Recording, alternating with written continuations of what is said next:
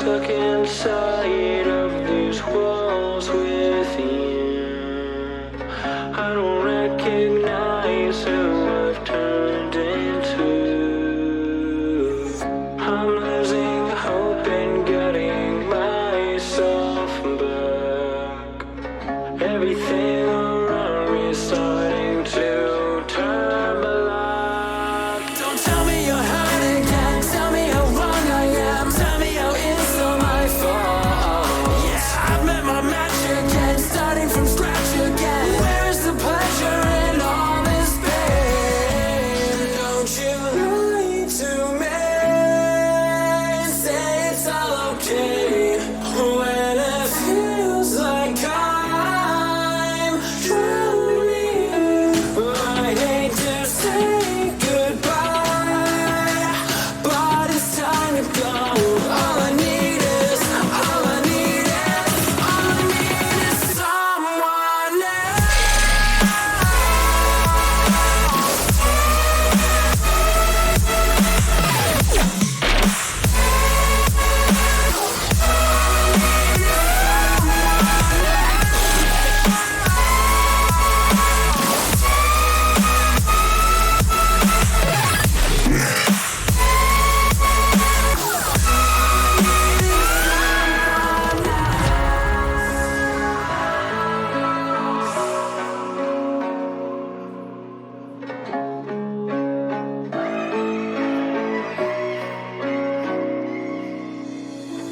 I've never felt more divided than now.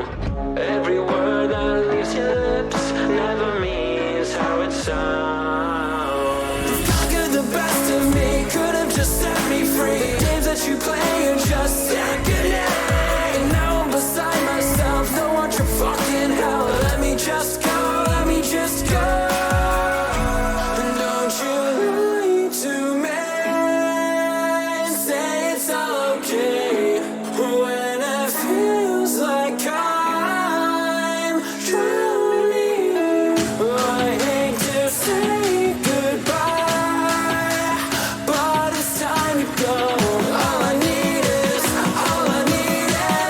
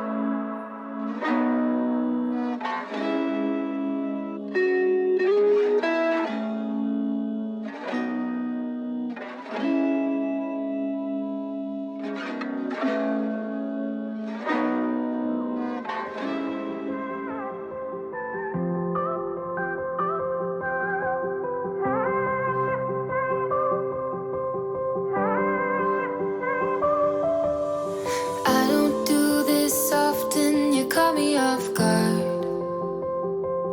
All of my friends said you moved out west. You tell me stories underneath sunsets. Could it be more than just one night? Kissing the cab ride, head turning left, right.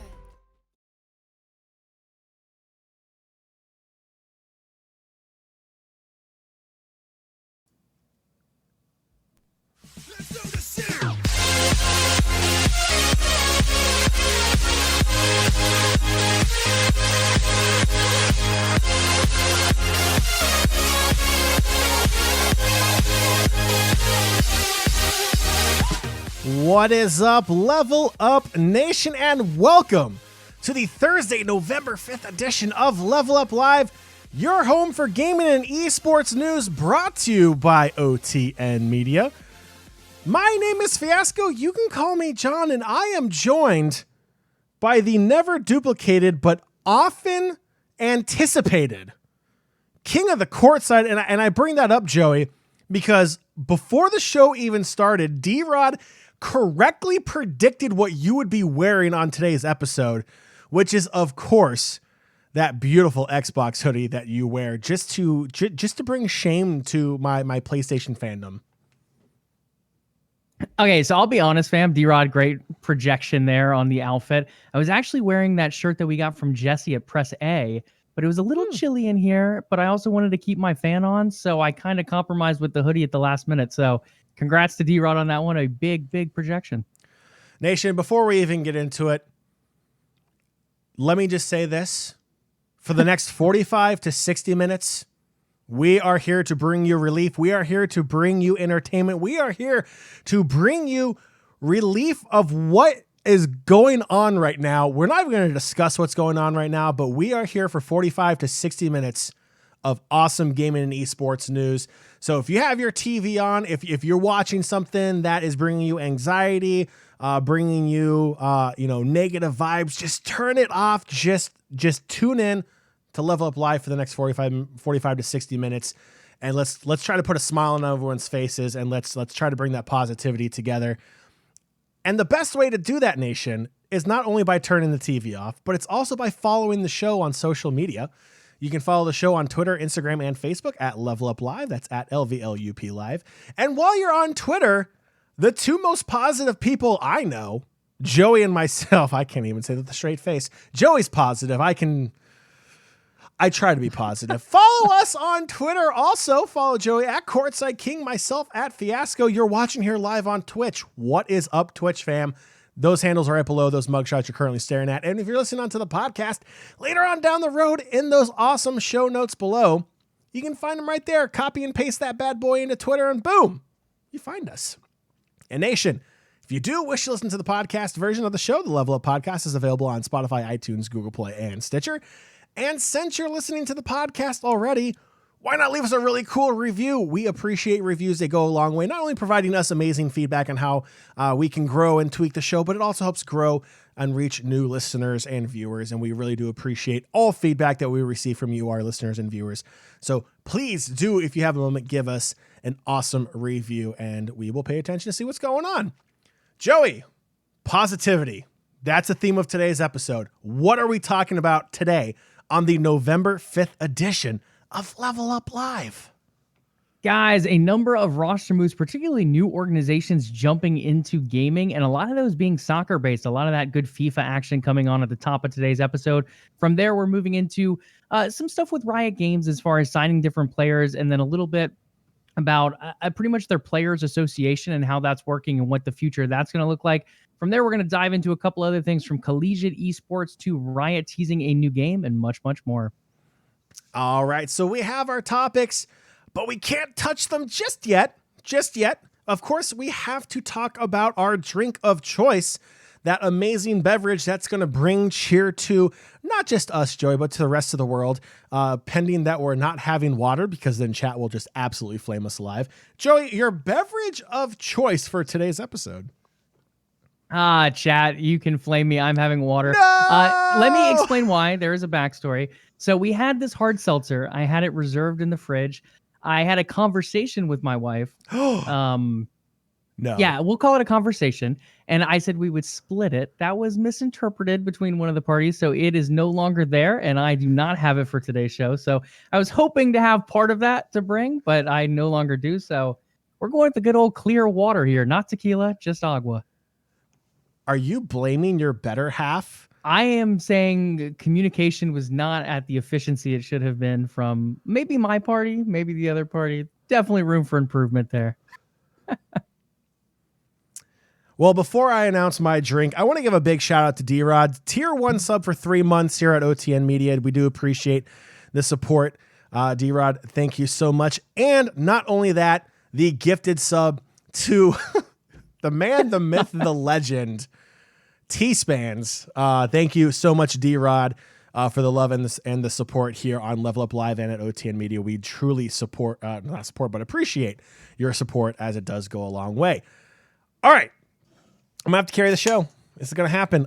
If I knew, Joey, you were having water, I would have gone for the hard liquor, but instead I went to seltzer. I almost made a margarita at the last moment, but Dude. we were already running late, and I'm like, that might be pushing it, so Yo, I'm lame. So low key, I went out for Mexican food after work today. Totally had like their happy hour margarita. So good. So good. Truly black cherry lemonade hard seltzer. So yeah, I'm still basic. Joey has water and I have a hard seltzer. I don't even care. Joey, we have our topics. We have our positive vibes. Let's just dive right into it. Let's get right into gaming and esports news. Let's go. D-Rod, you've still got to try these other hard seltzers. I'm telling you, they will blow truly out of the water. Unfortunately, though, John probably tasted the worst flavor. I should have probably told him that ahead of time. But Yeah, it was true. yeah, not the best, but there are definitely some good ones. We still got to get you on that train. But for now, we're going to jump into esports with some of these big FIFA moves. Let's see how many of these soccer players and teams you guys know. Brazilian soccer player Casemiro has launched a CSGO team called Case Esports. For those of you who do not know, Casemiro is a defensive mid for Real Madrid and Brazil. So, John, this is another esport athlete that we see coming over from soccer, building into his own organization. We've seen it with Gareth Bale. We've seen it with David Beckham. Aguero is looking into it as well now. So there are a number of different soccer players out there who play professional soccer now looking to dive into esports, particularly with FIFA and a few other titles. Yeah, and it seems to be a growing trend among some of the soccer players in the world that are kind of like in the know of what's going on with esports. And you named a lot of really great players that have jumped into the esports scene as well. And this is just another one. I think it's great. I mean, if there's one thing that can really help benefit esports in the long term, it's having that crossover ability. That's kind of the one thing esports wants to tap into. Now, you know, some people might say, oh, well, we want to be different from what traditional sports is. I get it. But traditional sports has also been around for hundreds of years. Take a look at baseball. It's been around for over 125 years. Take a look at hockey. A form of organized hockey has been around for over 100 years. The NFL, granted, the NFL itself is still new. American football has been around forever. Soccer, it's been around forever. So there's a lot esports can learn from traditional sports. And I love this crossover because it brings a bigger spotlight to esports when these big names cross over and start shedding that light on esports to more people that may not know esports, may not be in the know with what's going on with esports. And I absolutely love moves like this for soccer players getting into esports. Well, and it's even beyond the sports versus esports comparison, in my opinion. Think of it more like a celebrity. This is that popular artist, whether it be a painter, a musician, a celebrity comedian, anything. There's so many different ways for artists to be in today's age. This is an athlete. This is one of your high-level athletes coming in saying, hey, let's dive into esports. Let's see what my following thinks about esports and try to bring the two followings together. So I think it is a really big win. CSGO in particular does extremely well in Brazil, so I think that's a great title to jump into. I wouldn't be surprised if Case Esports jumps into FIFA as well.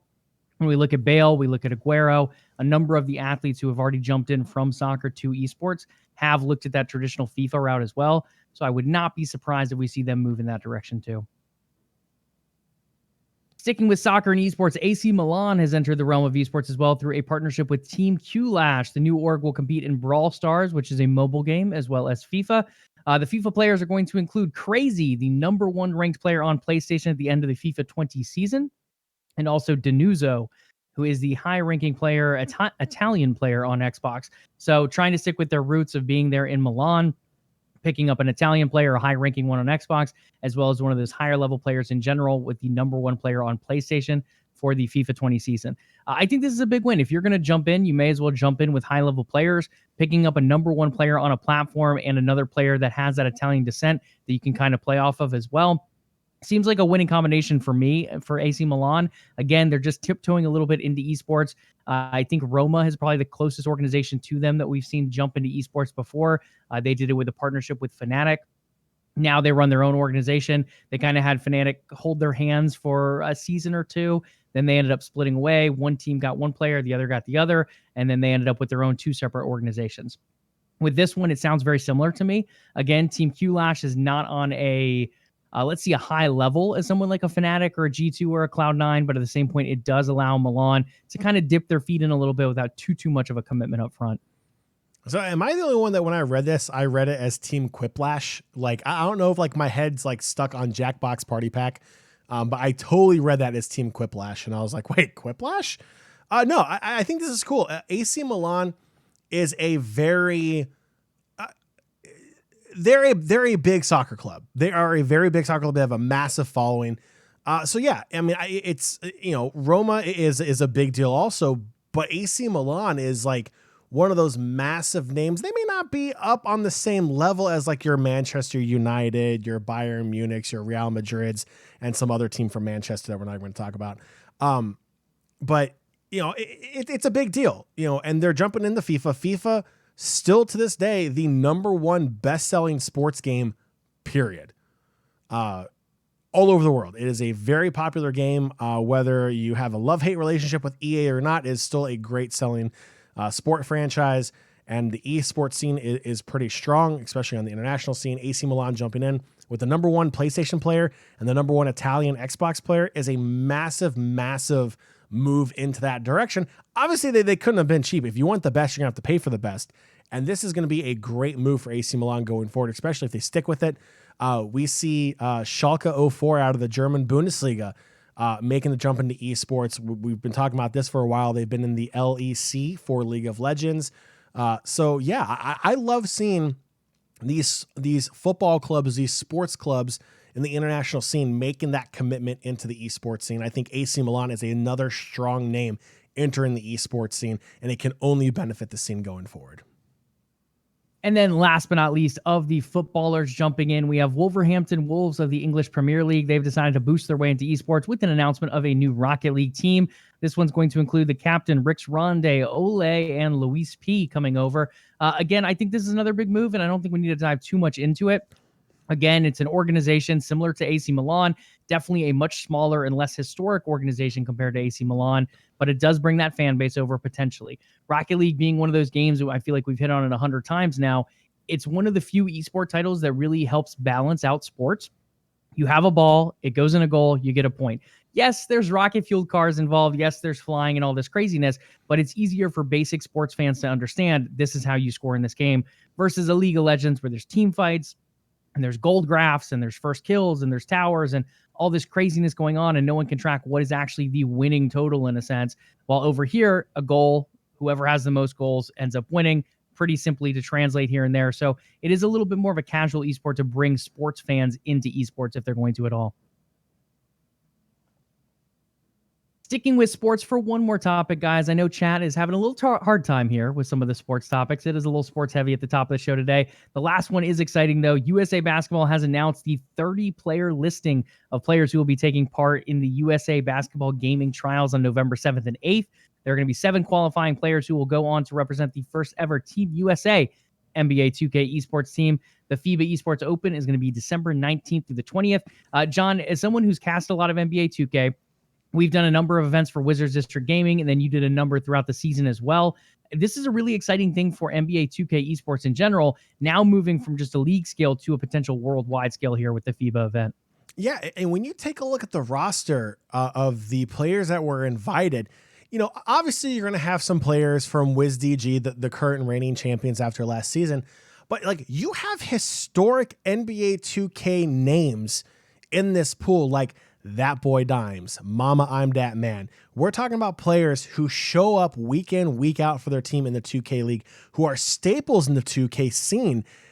And, if you're going to go international with it, basketball is another international sport. There's a strong European league. There's a strong Asian league. Basketball is, not on the same level as soccer, but there's a very strong international presence when it comes to basketball, making this jump into an E-League, if you will, for international basketball is such a smart move. And, I really hate to say it. Like, if this goes forward and, like, you get the entire world involved, we're talking about the E-Dream Team, Joey, because these 30 players are absolutely fantastic. I definitely recommend if you follow NBA 2K League, if you follow the 2K scene whatsoever, take a look at this roster. It is absolutely stacked.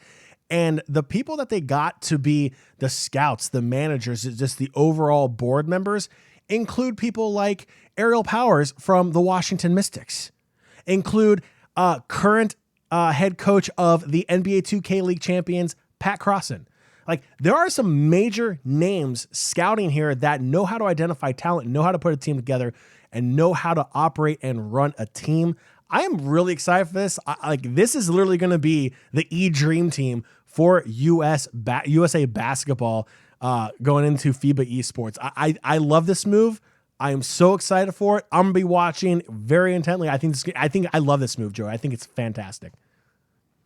Yeah, absolutely. It's one of those things that really gives esports that international scale. We've seen it before, like Overwatch has held an Overwatch World Cup. We've seen League of Legends. It's more like the Champions League. It's more like a club championship for that particular esport. We've seen it a few times with FIFA as well. So there's a number of them out there, but now NBA 2K, after becoming a big franchise league under the NBA just a couple years ago, is now moving and taking that next step forward. They're now becoming a more of a worldwide entity like the game already is on an esports level as well. So I'm very curious to see what the other teams end up bringing to the table. I would think players are eligible from the NBA 2K League if they're not if they're not from the United States, if they're international. I would think they could play for international teams. I haven't really dove too much into that overall, but it is one of those things, and it's similar to what we already have in basketball at the Olympics. A number of players come over from different countries and play in the United States NBA League. Now it's going to be very similar here potentially, where we see players from different countries eventually make their way to the NBA 2K League as well.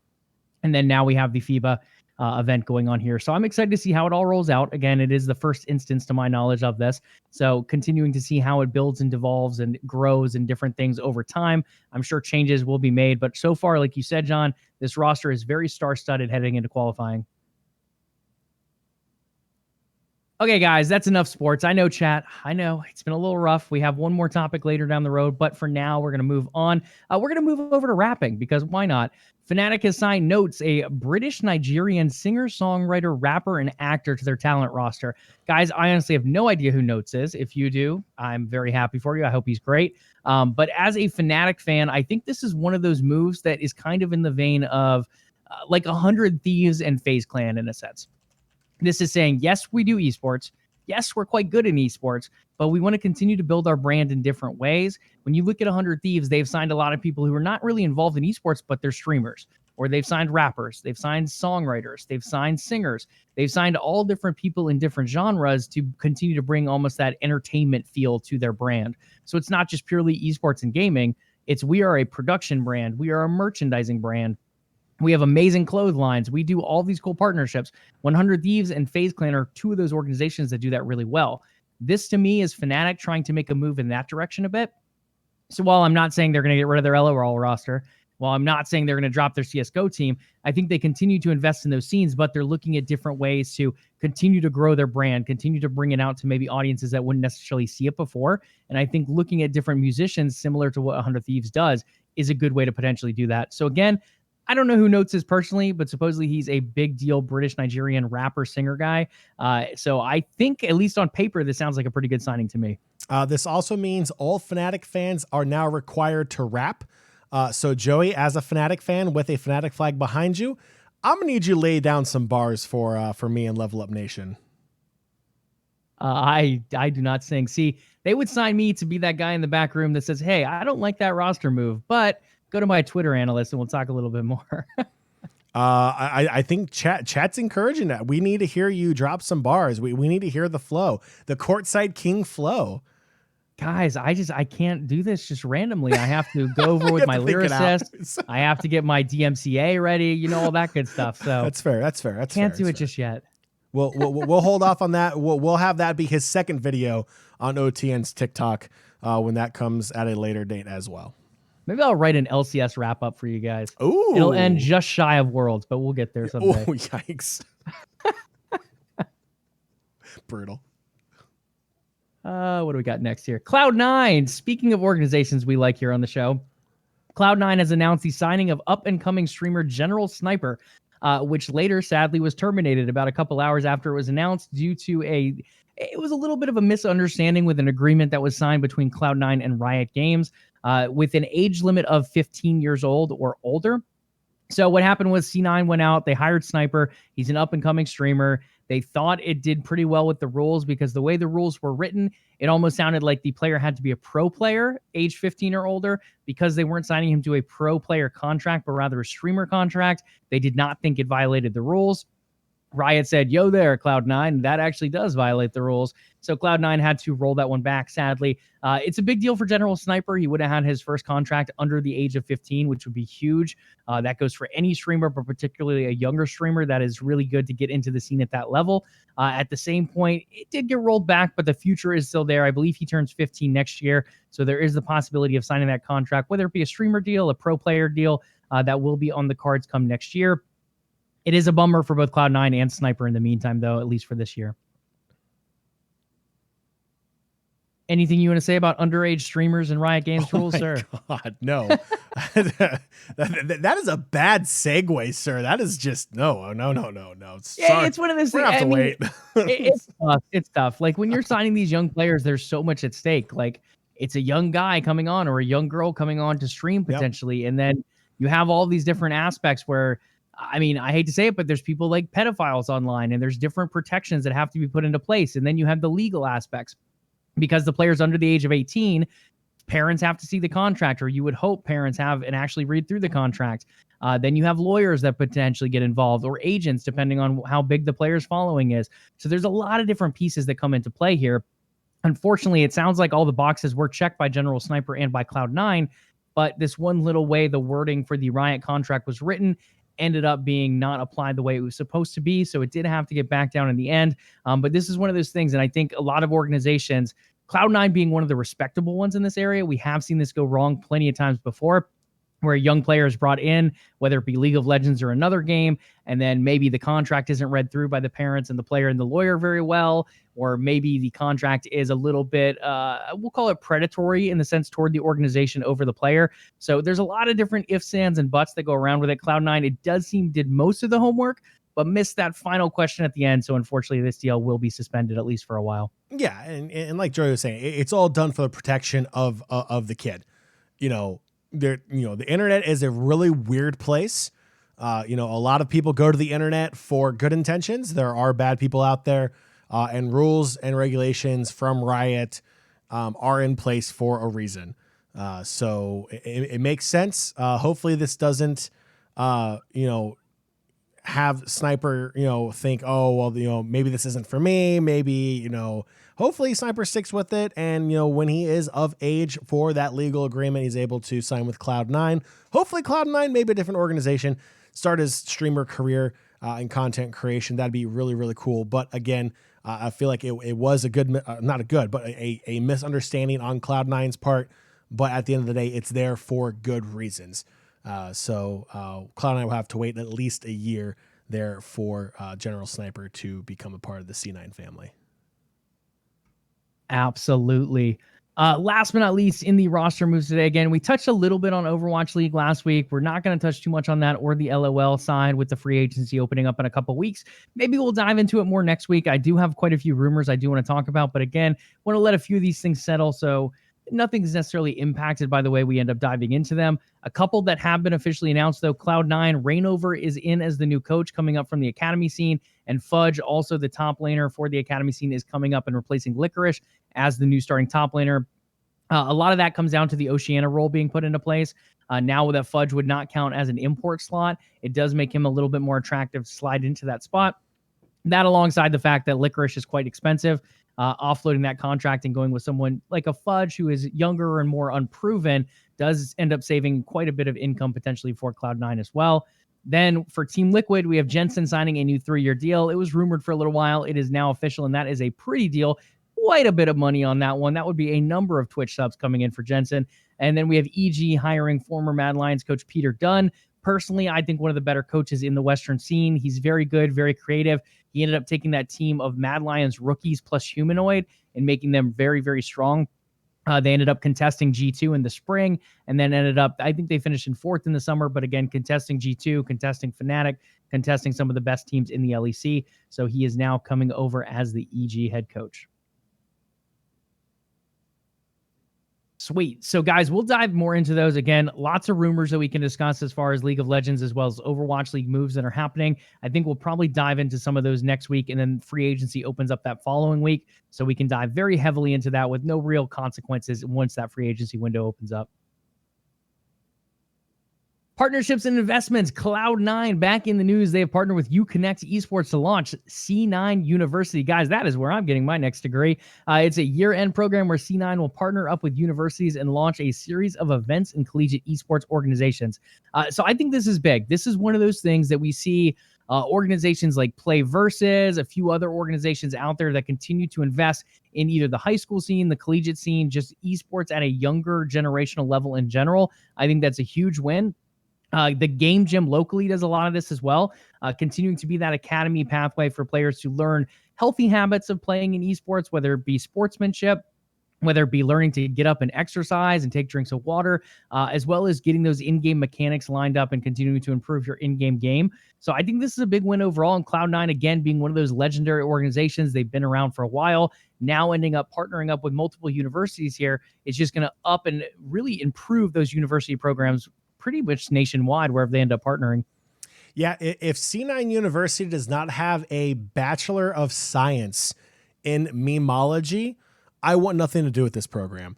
I think Cloud9, one of the memeiest orgs of all memers out there, needs to have a Bachelor of Science in memology. I want to become an official memologist backed by my C9 degree. So yes, Joey, I think this is great. I think it's great for amateur gamers looking to go pro. It's another path to pro, if you will. And I think it's a really great way for gamers to continue their education, but also not turn their back to a potential competitive career in esports. So I love it. I think Cloud9 continues to lead the way and really innovate new ways for pro gamers to continue their journey in life.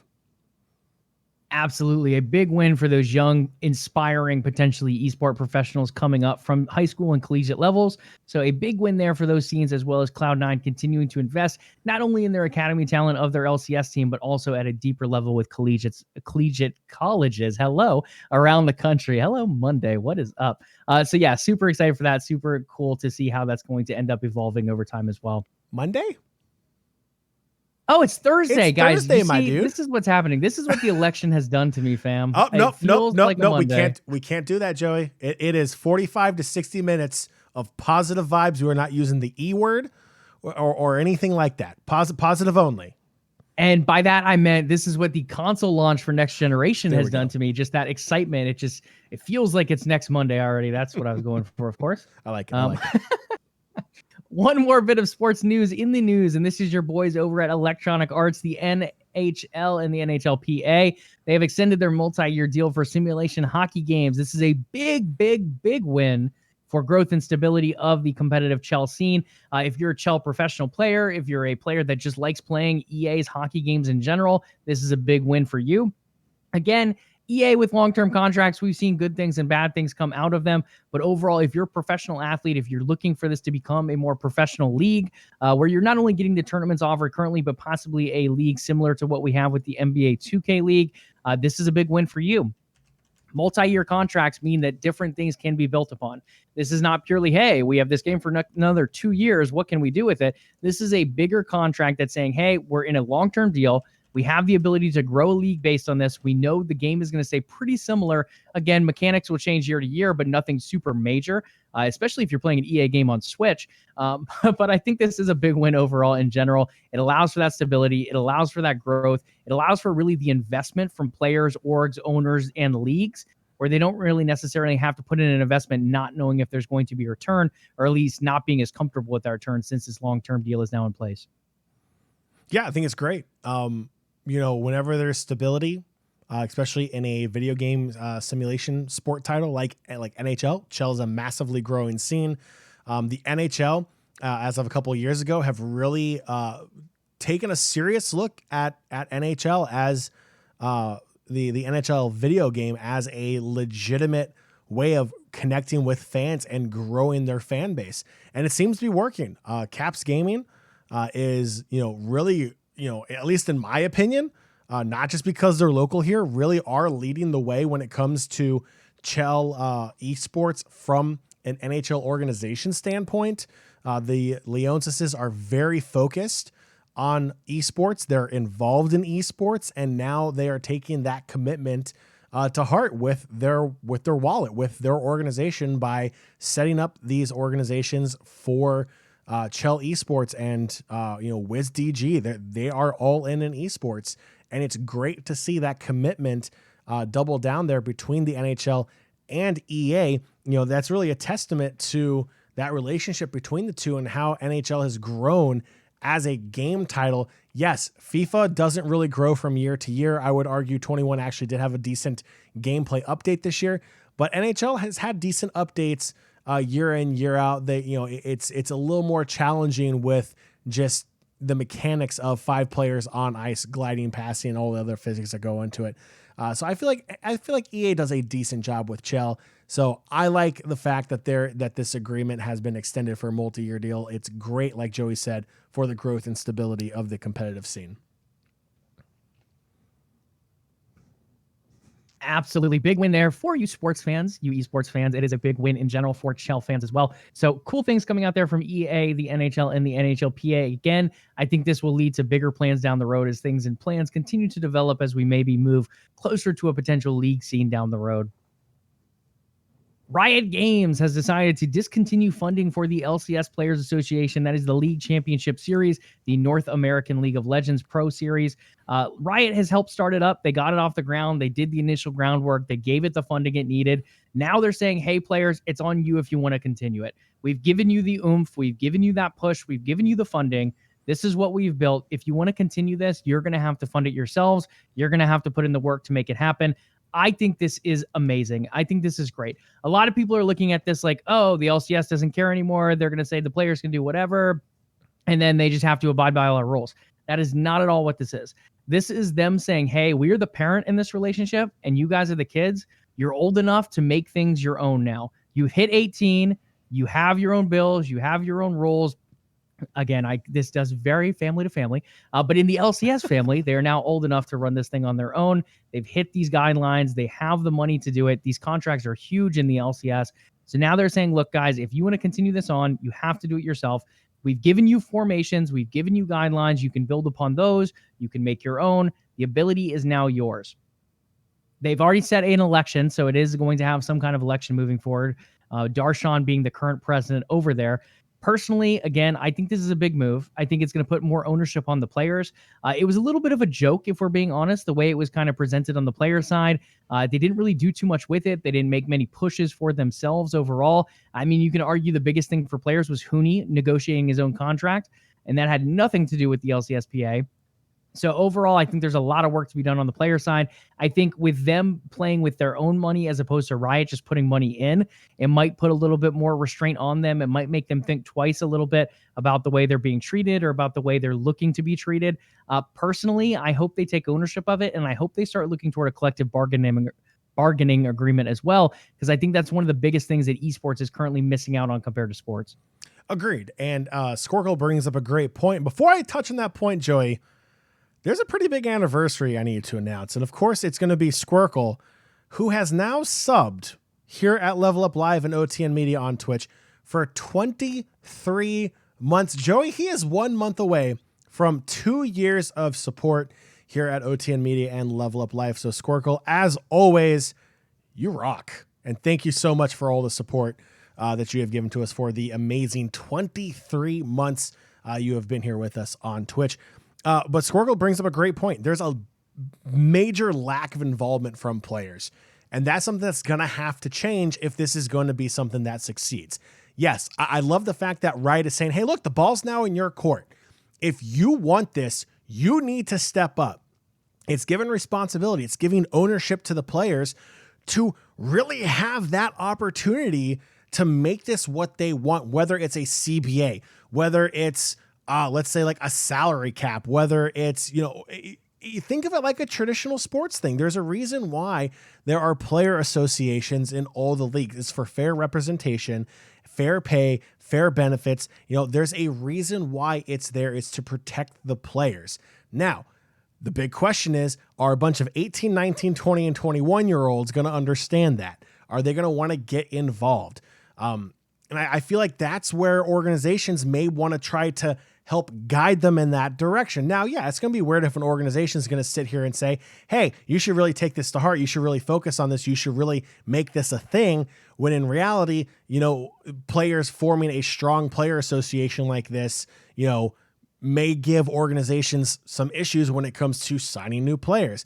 But they're going to need some kind of guidance, because the lack of response from the players is what's really making this whole thing a big question mark, whether it will survive or not. I hope it will. There's a lot of people out there who are willing to help work with the players to make this thing a reality, to really have this thing take off, to be there for the protection of players. That's the biggest thing for these associations, is to protect the gamers out there, to make sure they're getting what they need, whether it's, living arrangements, whether it's income, whether it's benefits, whether it, whatever it needs to be. That's the purpose of a player association. So I really hope the players in the LCS take this to heart and take ownership of it, because it's only going to benefit themselves. I mean, there's a big thing here too. So we talked a little about organizations potentially helping. I think the other thing is agents. When you look at a lot of these players, with them making $1 million contracts now, a lot of these players have agents already. There is no reason in my mind that the agent can't say, hey, LvLUp, that's a great contract you just signed, but what if we consider putting this forward into the Players Association? What if we try to move players in this direction that's going to better protect players moving forward? So I think agents are going to be a very big part of this as well, if I had to guess. One of the issues in the past was veteran players really leading the Players Association.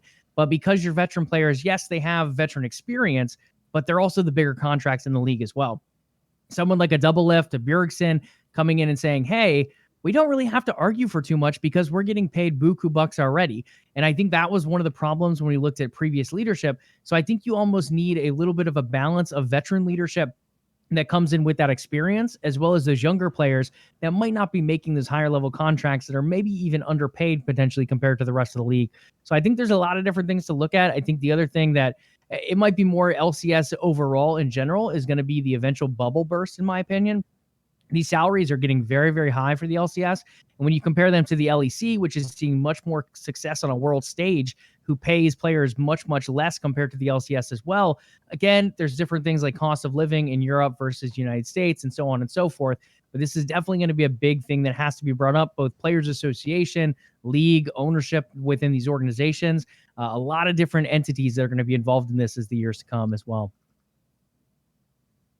So big things there. Again, Jon and I very much for this Players Association continuing on. I think we both feel it as a big win that it's now moving from Riot to the players, putting more ownership on them. But again, it does come down to them delivering.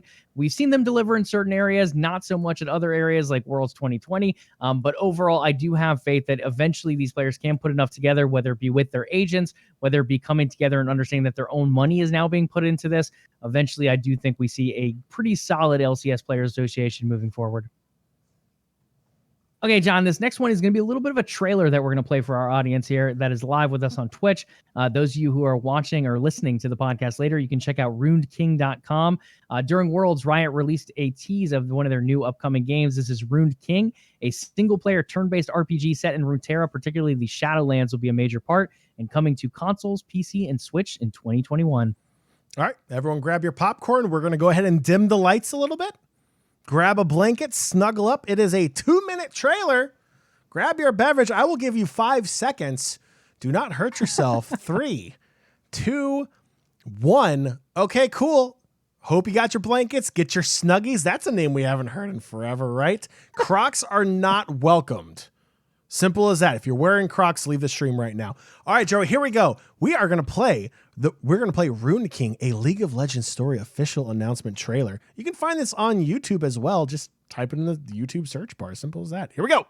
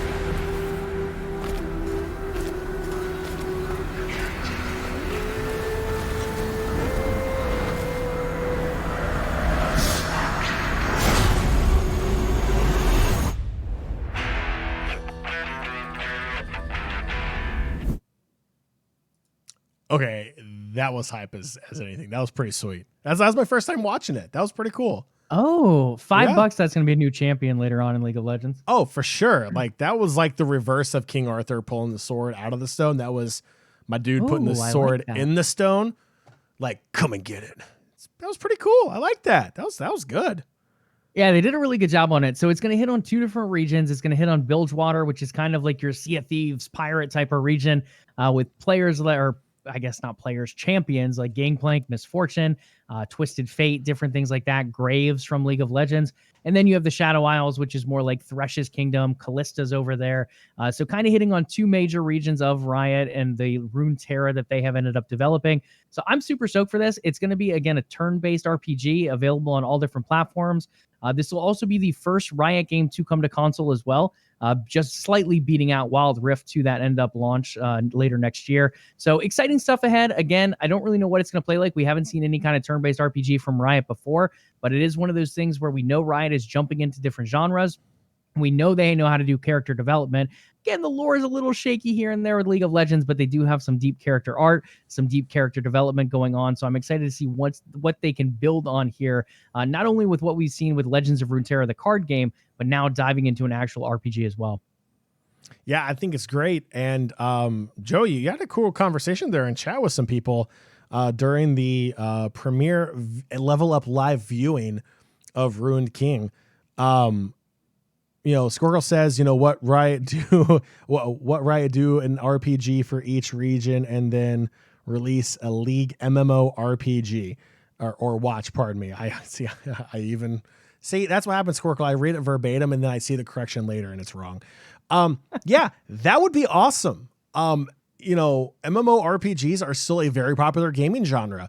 World of Warcraft has been popping for a long time. Star Wars: The Old Republic is still going after 12 years. There's a lot of really, really, really cool MMORPGs out there. And with the League community that they have, why not? Joey, you can create your own Yordle character and you can go through... That was awesome. Podcast listeners have no idea the face and reaction you just had to that. So I need to watch live here on Twitch. You can create your own Yordle character and you can go around, defeating, a random Thresh here and there or whatever. I think it's a really cool idea. I'd be kind of curious to see if Riot would have, the guts to do something like an MMORPG that requires a massive amount of lore, time and effort and development to put into it. I think there could be a market there. That'd be kind of cool. Guys, I really think they're going to make an MMORPG. I mean, if you look at the way Legends of Runeterra is written now, the amount of lore in the card game versus League of Legends is probably 10-1. There is so much lore in there. There are so many different characters they've created, so many storylines within that game that they could easily say, hey, we have done all this work for Legends of Runeterra, and it is purely building up to become an MMO later down the road. They have the champions with League of Legends. They have the races, they have the regions. I don't see them with any other reason than continuing to build all this stuff up and eventually moving towards something like an MMO that I really think would go on to rival WoW pretty easily overall. So we'll have to see how it all goes down. Again, the lore is there, the fan base is definitely there, and they're now starting to create a lot of this lore or continuing on the lore with Legends of Runeterra. Speaking of WoW, it is owned by Blizzard, and Activision Blizzard president and COO Daniel Algaray has come out and recently stated that Activision wants to further invest into the mobile market, and they plan to bring all of their franchises to mobile over time. In a famous quote from Blizzard previously at a BlizzCon, you all have phones, right? I mean, John, this is one of those things that it's like, okay, we get it, Blizzard. There's a lot of money in the mobile market. Fortnite is making buku bucks. PUBG Mobile is doing really well. You look at stuff like Legends of Kings is doing really well in China. I mean, there's a number of other games out there that are just doing extremely well on mobile. One of the biggest ones as well, Call of Duty. What is it? Call of Duty Mobile? COD Mobile? Something like that. Extremely popular. Does very well worldwide, and that one itself is run by Activision. Diablo, I don't think has come off to the start. Again, I have not really played that game. But it's one of those things that I guess they want to continue to dive more into. They've seen a lot of success with Call of Duty. They now want to see how their other franchises would do. Personally, I think they could do really well, but I don't want to see the exact thing on mobile. I don't want a Heroes of the Storm mobile MOBA. I don't want a World of Warcraft mobile RPG, MMORPG type of style on a phone. I don't want any of that. I would like them to be creative with it. If they're going to do it, I think something like an auto chess that uses the characters within their games. Auto chess does really, really well on mobile devices, but it's something different. It's actually a new and fresh game that just uses the IP. Another game I play, Star Wars Galaxy of Heroes. You kind of collect different characters, you build them up with different armor, and you level them up over time. Something like that with the Warcraft IP, I think would do extremely well. It would be fun. It would bring in casual players. Again, they can make some money here and there if they want to, which I guarantee is Activision's main goal with this whole thing. But it's a fun way to bring the IP into a new light and kind of allow it to be refreshed and revamped within a different system. I don't want purely everything that we already have on PC just to be ported over to a mobile device. I don't think that's the way to go. So at least if they do move this direction, I hope they take a fresh take on it. Is this a poorly timed April Fool's joke? To follow up that amazing quote of, you all have phones, right? I get it. Mobile gaming is a massive market. But I feel like not enough time has passed from the embarrassment that was that moment with Diablo Immortal. A lot of people are going to look at this announcement and go, oh, Blizzard Activision is going to continue to push mobile gaming. These titles that have been on console and PC for generations, they're going to try to put onto a phone, and will it translate? Well, I don't know. A lot of people could make the argument they're not looking for console gamers. They're not looking for PC gamers on the mobile market. They're looking for mobile gamers. We've talked about it here. Joey can play a mobile game on his phone, no problem, and be committed to it for months and years. I, on the other hand, struggle with mobile gaming for it to keep my attention and me wanting to come back and constantly play. I would rather be on a PC. I'd rather be on a console. I'd rather have that immersive experience versus a mobile game. So I would personally rather Blizzard Activision stick to what they know. Now, again, I could be completely wrong. It's just, matter of opinion, and just focus on what they have and just making it better. Yes, I understand the want to go on the mobile market is big. It's a massive desire. It has a major, major population there, and it can grow and introduce new people into the Activision Blizzard world. And who knows, it may result in people coming to a World of Warcraft and paying a monthly subscription to be a part of that community, that ecosystem, if you will. I see the potential. But again, it's like you saw how negative of the response was at BlizzCon. Now, was that because, the next Diablo wasn't announced? Was it because everyone was expecting the next edition of Diablo to come out and then they got this mobile game? Yes, it probably was. But still, that's a reaction they have to take into account. So it'll be interesting to see, how all in they go here, going into the mobile market to bring all of their franchises they have to the mobile scene, and how they do that. Will it be a full version of the already existing games? Will it be a spin-off version like we have been seeing from other developers? I would probably say it's probably going to be a spin-off version of these games, which would make more sense. So I can understand why they want to go to the mobile market, but again, it feels like they're just going to be missing a good portion of their population that is already in that ecosystem. And maybe that's what they're looking for, to bring more people in to the Blizzard Activision universe. Yeah, absolutely. And I think you hit on the big key there is the fact of the timing that they presented that. A lot of people going into BlizzCon were expecting that next Diablo announcement, that Diablo 4 announcement, yet they came in, they did not get a Diablo 4 announcement, and they did get a mobile Diablo announcement. So I think it's a little bit of that misplaced expectation in a sense. Blizzard should know their fan base at that point, that they know what they're expecting. And if you're going to give them something much, much smaller than what they're expecting, you should expect backlash. And that's exactly what they got. Again, the whole quote with the phone thing is just a little overboard. I think that was a little too extra. But when it comes down to it, I could see a lot of these mobile games doing very well. Personally, I do want something fresh. I would rather them either start a new IP on mobile or bring these famous legendary IPs in a new way. Again, auto chess, I think, is a good way to do it. I think there's a few other mobile models out there that are very successful that could be done in these same veins with these IPs as well. So we'll have to see how all that shakes up. But for now, it is in the planning stages at the very least. Now, the next place you could see those mobile games, as well as possibly new bigger game announcements from Blizzard, like say an Overwatch 2 potentially, that is going to be BlizzCon Online. That's going to take place in February 2021 this year to get moved from November. Again, it will be completely online, and to my knowledge, no in-person, maybe some press, but nothing other than that.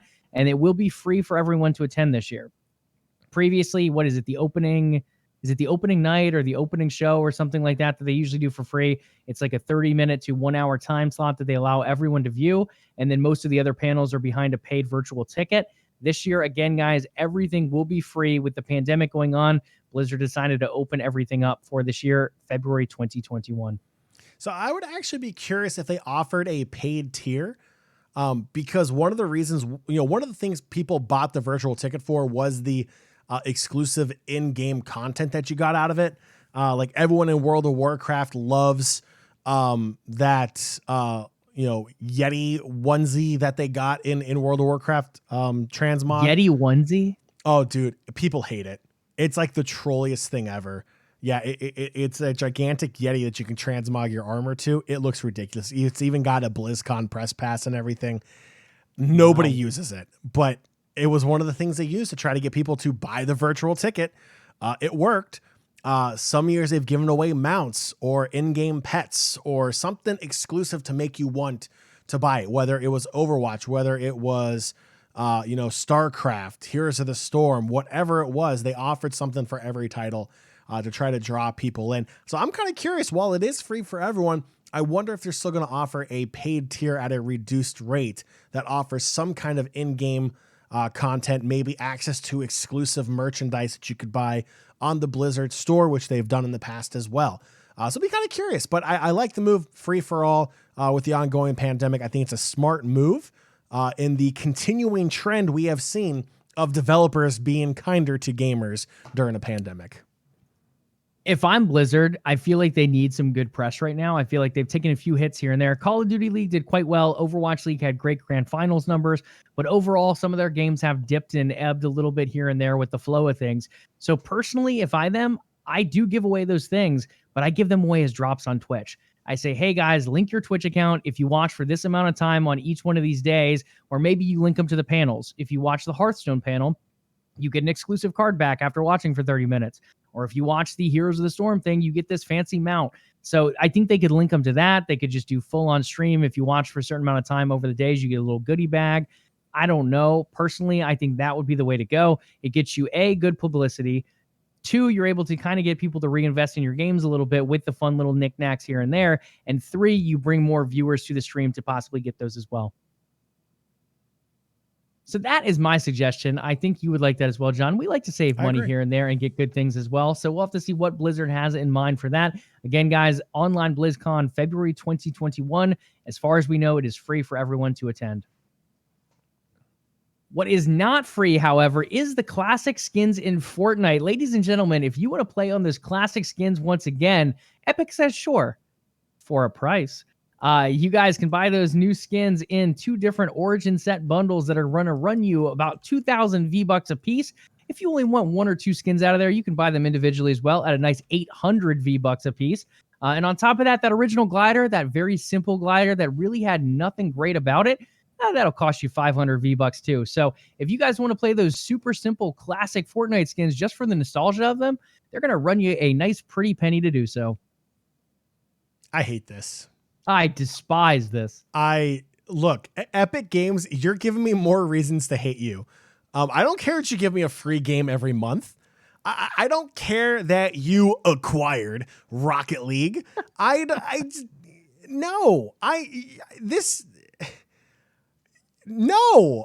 is the dumbest thing ever. Like, wasn't for the longest time people rocking the default skin and the default glider called no skins? Like, I distinctly remember my nephew telling me people get bullied in school for playing Fortnite without skins. And now Fortnite is charging people to rock the default skins. I don't know, Joey. I think this is well, here goes our Epic sponsorship. I don't like it, Epic. Stop it. I don't like you. Simple as that. I mean, this is one of those things where it's like, okay, so EA has now copy and pasted a FIFA game onto Nintendo Switch. That's practically the exact same thing from the year before, yet they're going to charge you the full amount. Then we have other things going on. It's like, what are some of these games doing right now? Like, okay, I get it, the whole nostalgia thing. I think Nintendo, if you want to look at nostalgia, they've done a good job. Let us package 3 Super Mario games together, recharge you for all of them. But again, it's Mario. It's nostalgic. And you're getting full games out of it at least. You're getting 3 full games out of that pack. With this, what are you getting? 3 skins? 4 skins? This is just... And they're not even cool skins. Like, if you brought back, like, I don't know, the legendary skins of Season 1 or Season 2, and you said, hey, you have to hit these few challenges, and then you open up the possibility of buying these at a discounted price. I don't know. I am not going to buy some basic skin for any amount of money. Even if it costs a penny, I would probably pass up on this. But again, guys, if you're super into nostalgia, this is now available. Epic might be fighting Apple for the players, but they're also about to charge the players a ton of money for some basic skin. That's right. Joey's not basic, so stop saying it, chat. Man, this pisses me off. I'm just like, come on. Like, it's so nitpicky. Like, why? Why is this a thing? So hopefully this does get reversed. If you do pay for these skins, I hope you enjoy them. If you do pay for these skins as well, I hope Epic ends up refunding in some way, because I think this is absolutely obnoxious, but we'll have to wait and see how this ends up playing out. Speaking of Epic and Apple, let's jump to Apple next, who is now playing nice with Microsoft. The Apple TV app will be coming to the Xbox Series consoles on launch day. John, is this on PlayStation already? I actually don't know. Do you know if Apple TV is on PlayStation? I believe it's going to be on PlayStation 5 at launch. Okay, so it sounds like it'll be coming to both then at launch. I think this is the first time, to my knowledge, that Apple TV is on any type of console then.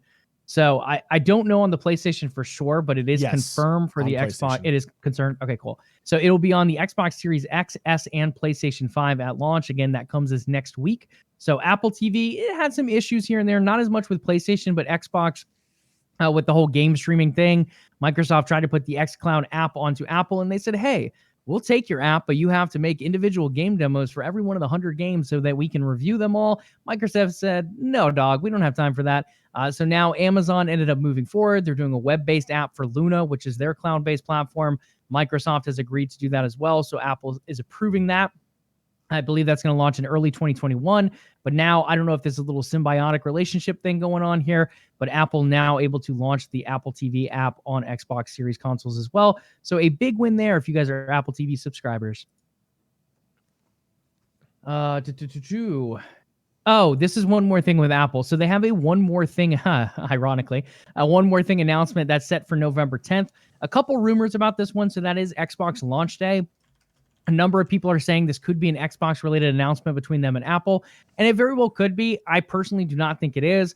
I'm leaning toward the rumors that are saying it's going to be the first ARM-based Mac, personally.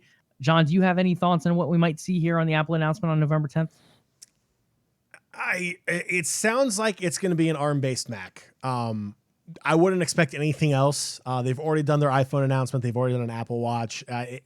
This would have to be, from what everything I've seen, it's going to be a very quick announcement. I don't expect anything major. Don't expect a secret iPhone in the making. Don't expect anything crazy. I think it's just going to be an ARM-based Mac. Okay, so ARM-based Mac is our vote over here. If it is some crazy Xbox Apple announcement, well, guys, there are rumors. I highly doubt it's going to happen, but you never know, so stay forward to that one. I think it's in the morning on November 10th. I do not have that time in front of me, though. Do you by chance? I believe it is 10 a.m. Pacific time, which would put that at 1 p.m. Eastern time. 1 p.m. Sweet. So 1 p.m. for that one final thing announcement coming from Apple. Go ahead and check that out if you're interested. Looking ahead, guys, next-gen consoles launch next week. Whether you're an Xbox gamer, a PlayStation gamer, all of it is coming to you very soon. Again, there are limited quantities. If you don't get one now, there will be some more offers. They're going to be online stock available on launch day, at least for the PlayStation 5 and Xbox Series X. as well as Xbox consoles should be in store. Not 100% confirmed on that yet, but I believe that is going to be the fact. And then there'll be some more restocks later in November and early December before we head into 2021. So still plenty of time to try to get those consoles if you're interested as well. Looking at the dates, Xbox Series X and S are going to launch on November 10th. That is Tuesday, with the PlayStation 5 following just a couple days later, and that's going to come on Thursday, November 12th. So far, as far as announcement live streams go, and as far as like launch events and different things like that, Xbox has announced 4 so far. There's one in New Zealand, one in the UK, one in Mexico, as well as a global Let's Play live stream celebration that's going to be pretty much all afternoon long for East Coasters. That one is going to take place on November 10th. I think there might be one more that gets announced. Not 100% sure on that one, but expect an announcement probably Friday if they're going to end up doing that final one. So we'll find out soon enough. Again, that is tomorrow for those of you who are tomorrow for those listening live. If you're listening to the podcast, it could have already passed, but it could be that Friday, November 6th announcement possibly coming out. PlayStation console sales on launch day. So again, November 12th for PlayStation. This is kind of a bit of a tongue twister here. These will be online only. So if you're looking at getting a PlayStation, don't go stand in line at a Best Buy, a GameStop, a Walmart, wherever you're looking at buying your console on the 12th. You want to be online. Get your F5 key ready. Get that tapper going. You're going to want to be refreshing quite a bit. Those are all going to be online only offers. So if you're standing in a line, make sure it is a virtual line on Thursday, November 12th. Also, one more thing of note. Again, I think people are making a bigger deal of this than it really is. Sony has confirmed that there will be no SSD expansion options available and supported at launch. So again, guys, the base PlayStation is going to have, it's like 800 gigabytes is what you're going to start out with. I think usable gigabyte space is going to be around 630, if I remember correctly. So again, that is still plenty to put up quite a few games on there. You do not have that SSD option at launch like the Xbox Series X will have. But guys, that is a lot of space. If you're filling up 600 gigabytes, I think it's time to finish a game, delete that game, and bring up another game. Or maybe you get an external hard drive. Plug that sucker in there, transfer the games back and forth if you need to. Again, guys, 600 plus gigabytes is quite a bit. I know games like Call of Duty take up about a third of it, but there is plenty of movement that can be made here and there. And I think you guys can probably wait a couple weeks, maybe even into early 2021 to pick up that potential SSD coming out from PlayStation. Yeah, if you're filling up 800 gigs worth of gaming on your new PlayStation, no. I don't know anyone that can play that many games at one time. Just no. It makes no sense. Don't do it. And if you do, well, good for you. You can wait for the expansion. Too bad, so sad. I don't know if Pat is still in chat or not, but people are talking about how many consoles they have ordered. I think Panicking Pat is the king right now. I believe he has close to double digits at this point. So he is a boss in the console ordering department. If you guys are still looking for pre-orders and don't mind paying a little bit extra, hit up Panicking Pat over there in chat. He's probably going to be your guy for that one.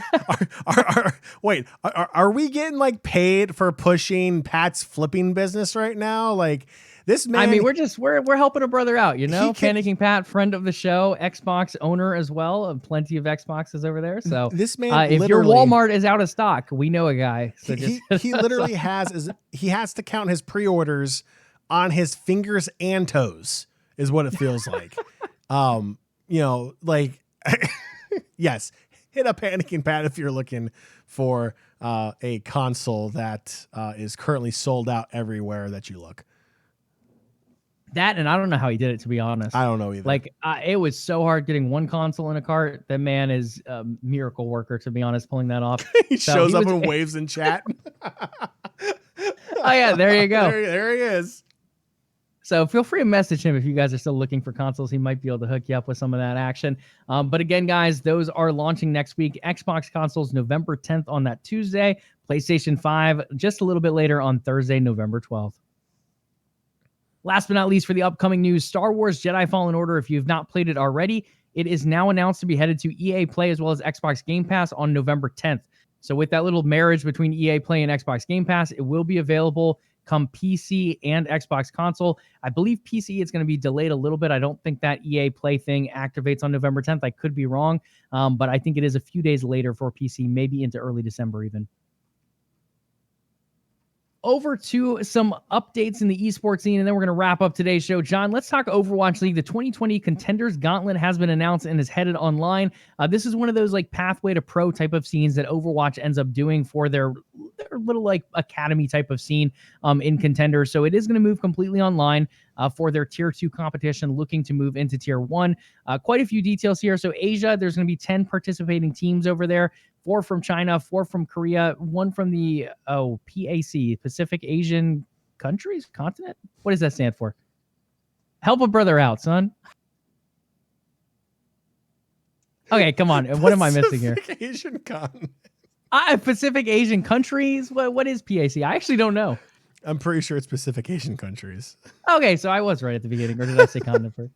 Whatever, chat, chill out over there. 1 for the Pacific Asian countries, and then 1 from Australia as well. They're going to compete for a share of $150,000. I'm sure they'll convert that over to their own currency. Qualification, China will qualify the top performing teams from the 2020 Season 2, and Australia will qualify their Season 2 champion. Korea will qualify 2 top teams from Season 2 playoffs, and then 2 more from an open bracket qualifier, with the PAC qualifying the winner of the ACE championship. Again, you want to take a shot at that one, sir? Which one? The ACE? Yeah, acronyms. Esports and acronyms. Name a better duo, fam. It's craziness. The schedule for the Asian bracket will be December 10th through the 13th for the group stage, December 18th through the 20th for that knockout stage to follow. Some nice little groups being shaken out there, and a number of other regions as well. South America is going to run their own pool with a $75,000 prize pool on the line for them, with 8 teams competing. That one, again, is going to be around the same timeline, December 4th through 6th for the group stage, the 11th through the 13th for the knockout stage.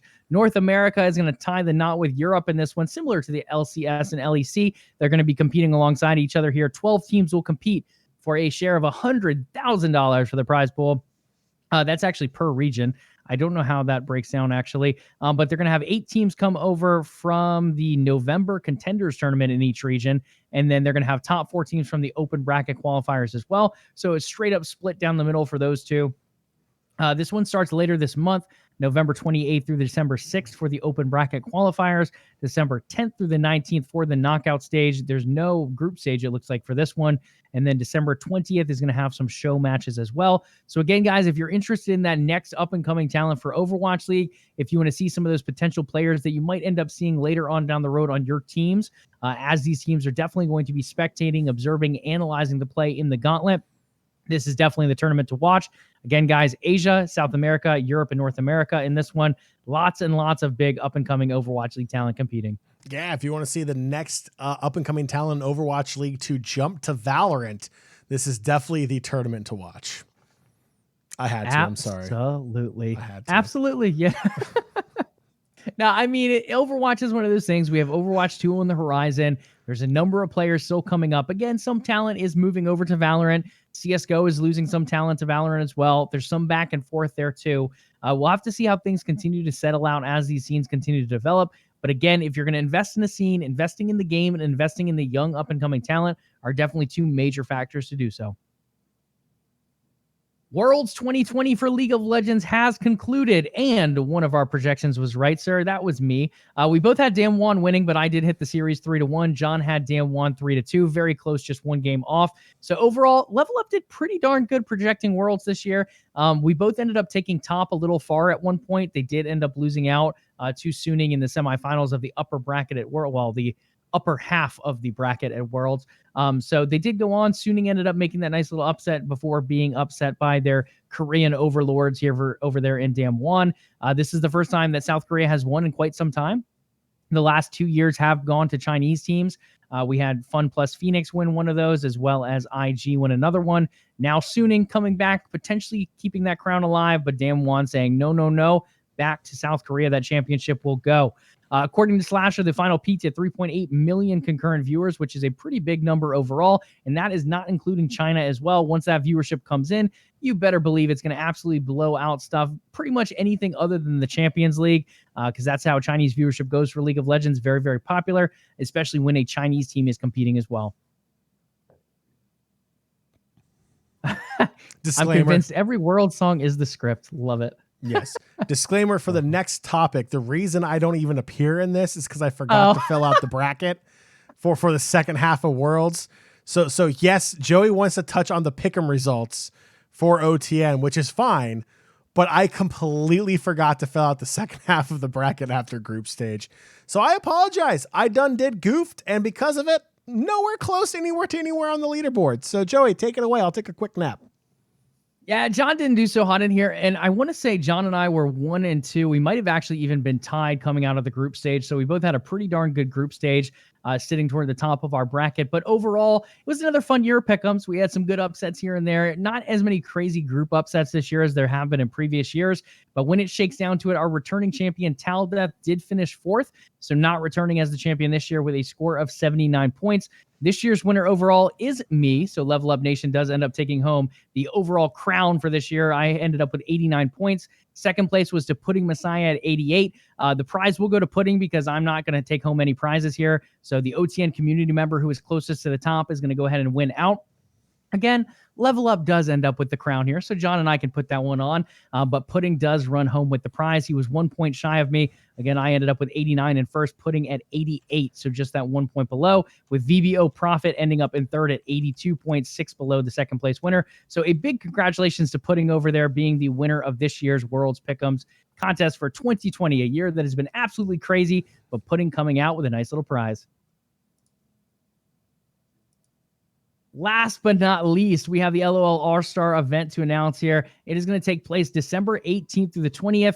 We really don't know too much of what's going on. A format has been shown, but I'm curious to see how everything is going to shake down in the end. One of the themes is the underdog uprising coming here from Run the Rift, which is going to be the theme of the event. We have the LCK versus the PCS and the OCE regions, LPL versus VCS and LJL, the LCS versus the LLA and the CBLOL, and then the LEC versus the TCL and LCL. Again, guys, acronyms, esports.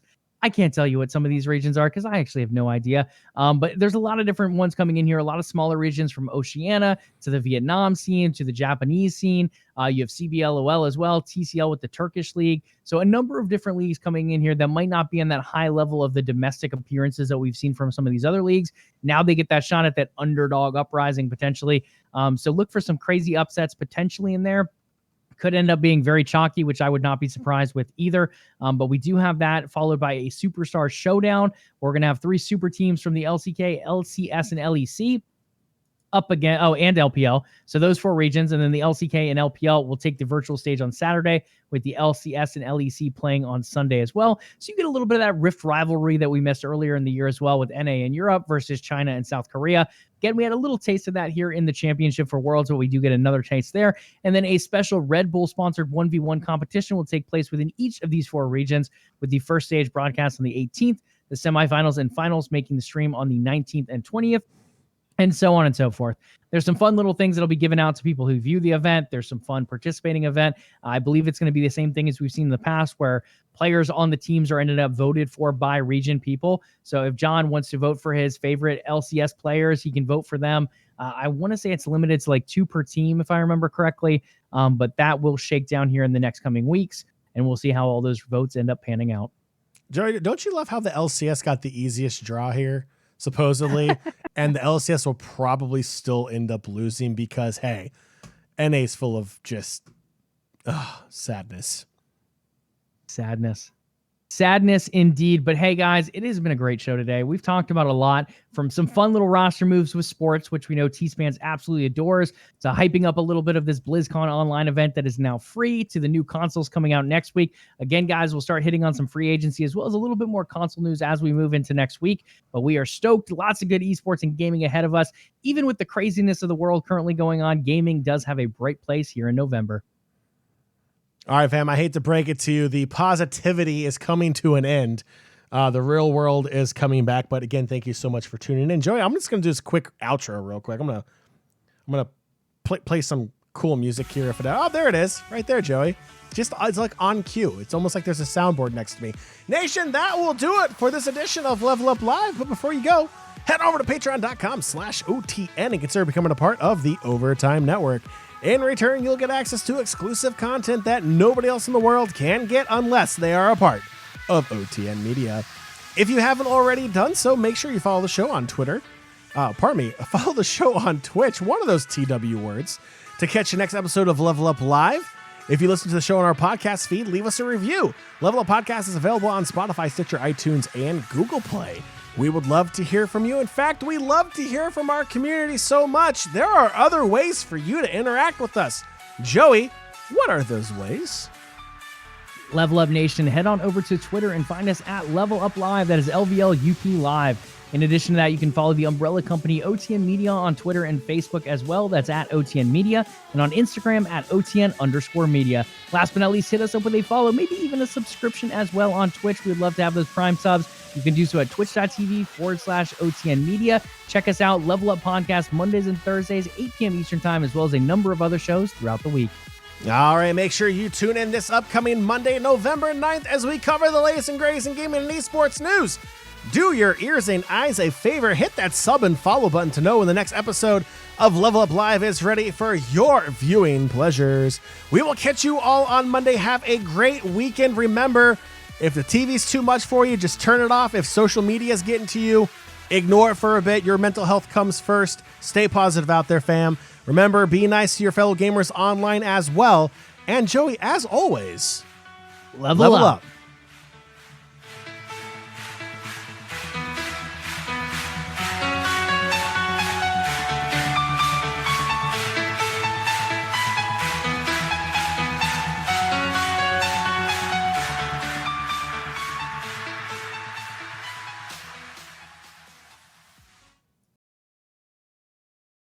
Hope you're planning to stay for a million days.